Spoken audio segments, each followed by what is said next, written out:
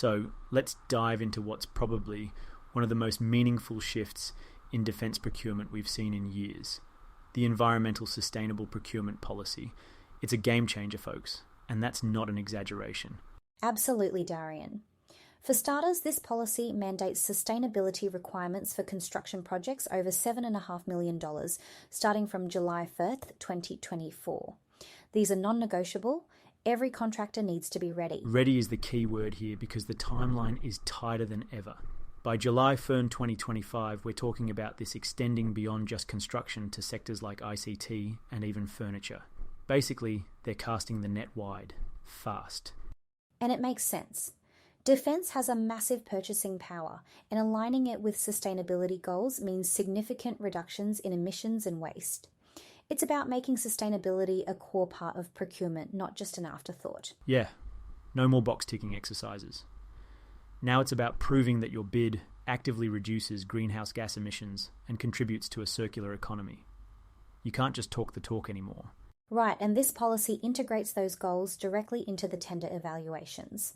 Contractors now need to demonstrate clearly how their projects will deliver these sustainability outcomes. Which means everyone in the defence supply chain has to level up. This isn't optional. It's a core requirement to win work. From reducing emissions to designing for material reuse, it's all on the table now. And if you think about it, it's a huge opportunity. By embedding sustainability into every purchase, Defence is not just meeting its environmental obligations, but really driving the market towards greener, circular practices. It's a complete reset, honestly. And with major projects coming under this policy next year, anyone who isn't prepared is, well, let's just say they're going to be left scrambling. Precisely. The time to start adapting isn't next July, it's now. Contractors need strategies for sustainability baked into their operations today so they can hit the ground running when these requirements kick in. And this is just step one. By 2025, it's going to cover ICT and furniture procurement too. It's clear that Defence isn't just dabbling, they're making sustainability the new normal. So with all that said, what does Defence mean when they talk about sustainability? It's not just a trendy term, it's a strategic framework. They've highlighted 4 key areas every contractor needs to align with: energy efficiency, climate impact, circularity and recycled content, and whole-of-life cost efficiency. It might sound like a lot, but really it's your roadmap to staying competitive in this new era. Exactly. Let's start with energy efficiency. Essentially, Defence wants solutions that consume less energy, whether that's through high-efficiency lighting, vehicles or machinery. For instance, on one project up north, we used solar-powered site offices that slashed operating costs and emissions. These kinds of details matter. And here's the thing. These aren't optional anymore. If your bid doesn't show how you'll implement energy-saving tech, you're already on the back foot. What about climate impact, Jess? That's arguably the biggest pressure point. It is. Climate impact revolves around cutting greenhouse gas emissions. Think low-carbon materials like geopolymer concrete or machinery running on biodiesel. Defence actually expects you to quantify the emissions savings, like showcasing how switching to a greener material lowers the project's carbon footprint by, say, 100 tonnes CO2. Right. You can't get away with vague promises like, we'll be sustainable. It's got to be specific. Measurable. Alright, next up, circularity and recycled content. This is about embracing the circular economy, designing to reduce waste and reuse materials. For example, using recycled aggregates in road base or panels made from post-consumer plastics. Defence loves when you provide percentages, like our asphalt mix contains 30% recycled material. Specific, measurable, meaningful. And it's not just about using recycled stuff, it's about proving it. Certifications like GECA make all the difference, showing traceability and credibility. Now, whole-of-life cost efficiency. What's the deal here, Jess? It's about looking beyond the upfront cost and considering the entire life cycle, maintenance, replacement, operational costs. One example? Spending a little more on durable materials that last longer, ultimately saving money on replacements down the track. It's about delivering value for Defence over the long term. Which honestly is a smart move for everyone involved. Now this leads perfectly into the ESP reporting tool. Sounds dry, but it's actually a key piece here. It is. Defence uses the ESP reporting tool to measure sustainability throughout a project.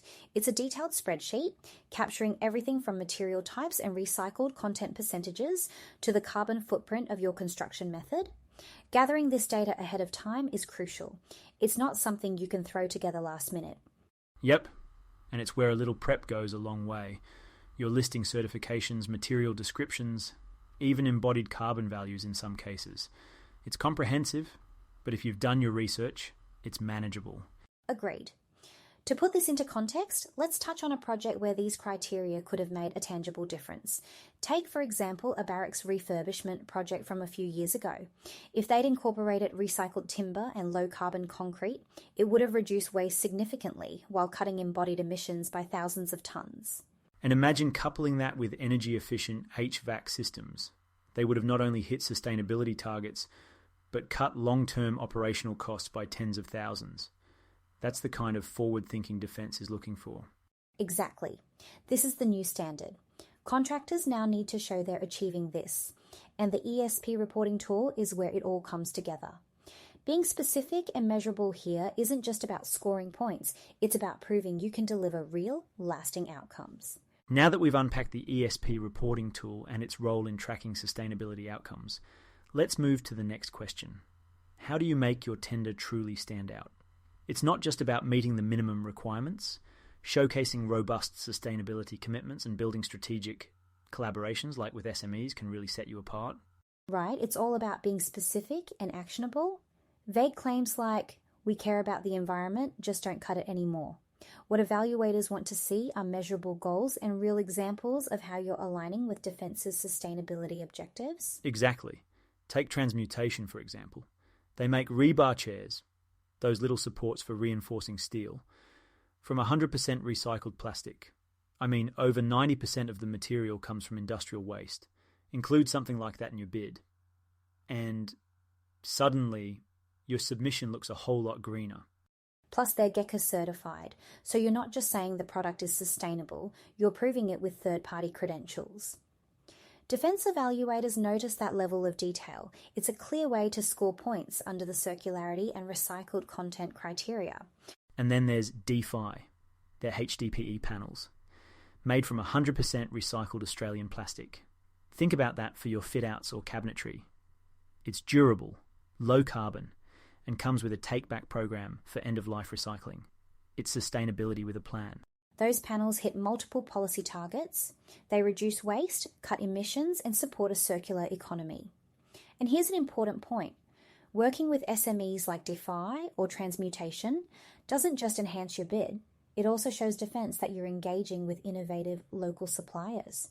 Yeah, which aligns perfectly with the Australian Industry Capability Framework. It's a win-win. And let's be honest, when you include these collaborations, you're not just ticking boxes, you're adding tangible value to the project. Exactly. But beyond the products, it's also about crafting a narrative. You need to demonstrate how your choices align with the 4 key sustainability areas Defence is targeting. For example, under climate impact, you could specify how switching to low-carbon concrete cuts emissions by, say, 100 tonnes CO2 for the project. And quantify everything. For recycled content, don't just say you're using recycled materials, state the percentages. Like DeFi's panels, 100% post-consumer recycled plastic. That level of precision sets you apart because it proves you've done your homework. And it's not just about meeting compliance goals, it's about showing you're invested in the longevity of these decisions. Take the whole of life cost efficiency, for instance. Spending more on durable materials upfront can save Defence money on maintenance and replacements down the track. Highlighting those trade-offs makes your bid even more competitive. For sure. And when it comes to strategy, it pays to engage your suppliers early. Reach out, collect data, emissions, recycled content, all those details for the ESP reporting tool. Showing you've got this nailed proves you're ready to deliver. And remember, innovation goes a long way too. It's not just about using existing solutions, it's about pushing sustainability further. Whether it's piloting new green technology or working with an SME to upcycle waste materials, Defence wants to see you thinking outside the box. Bottom line, this policy isn't just a hoop to jump through. It's a chance to showcase what your team can do. So, make it count. Building on those strategies, The next step for a defence contractor is clear: action. There's no time to sit back and hope it all comes together later. Take advantage of tools like DECNET's updated sustainable supplier listing. It's a goldmine of innovative solutions ready to help you deliver on these goals. Absolutely. The suppliers listed there can give your tender an edge. We're talking recycled materials, energy-saving technologies, eco-certified services, everything you need to align with these new policies. And it's all verified, so you know you're dealing with the real deal. Yeah, no fluff, all substance. Honestly, what's great is that this isn't just about competing for contracts. It's about driving some real change across the industry. I mean, defence is practically handing contractors a blueprint. It's all there. You just have to step up. And for anyone feeling overwhelmed, remember that no one's expecting perfection on day one. What matters is starting now. Build these practices into your bids, bit by bit, and start gathering data. The sooner you engage your suppliers and map out your sustainability plan, the smoother the process will be. And hey, it's not just about compliance. It's also about positioning yourself as the go-to team for sustainable solutions. Long term, this can open doors way beyond defence procurement. Exactly. Sustainability-focused contractors are going to lead the pack, not just for defence, but for other government agencies and private clients. This is an investment in your future as much as it is in sustainability. Couldn't agree more. So folks, let's not look at this as just another rulebook. It's a chance to innovate, collaborate and grow. And with tools like DECNET, all the pieces are there. Now it's in your hands to run with it. And on that note, I think we'll wrap it up here. Thanks for joining us on this journey through Defence's new sustainable procurement landscape. We can't wait to hear how you're transforming these guidelines into action. Absolutely. And we'll be back soon with more insights. This is just the beginning, folks. Until next time, stay green and stay ahead. Take care.